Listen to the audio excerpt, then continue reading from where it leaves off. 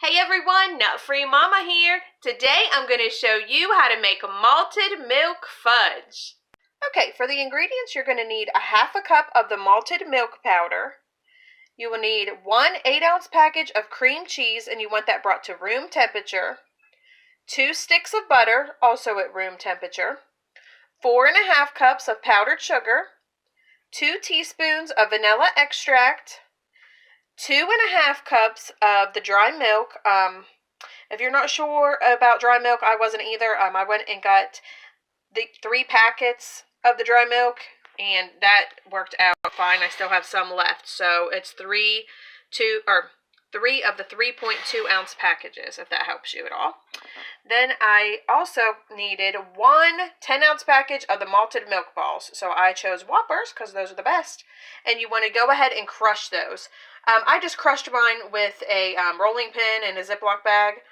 And you're going to use most of those, but you do need to save some to spread on top. So go ahead and butter a 9x13 baking dish with butter, and let's get started. Alright, so basically we're just going to take all of our ingredients and put them in a big bowl and mix them with an electric mixer on medium until they're well combined. Don't forget to save some of your crushed malted milk balls for the top too. Okay, do not do what I just did. I made a huge mess everywhere. Try to add in your dry ingredients just a little at a time. I suggest maybe using your electric mixer to combine the cream cheese and butter first, and then, like I said, the dry ingredients needs to go in a little bit at a time.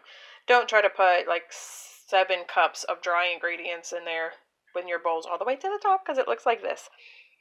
So I did have to, at the end, mix the rest by hand, and then if you just press it into your 9x13 baking dish, like I said, already buttered, and if it seems like it's really sticky to your hands, you can spray them with cooking spray or butter or water. But we're going to go ahead and press the rest of our crushed up Whoppers on top. Alright, I am going to go ahead and cover this and refrigerate it until it sets.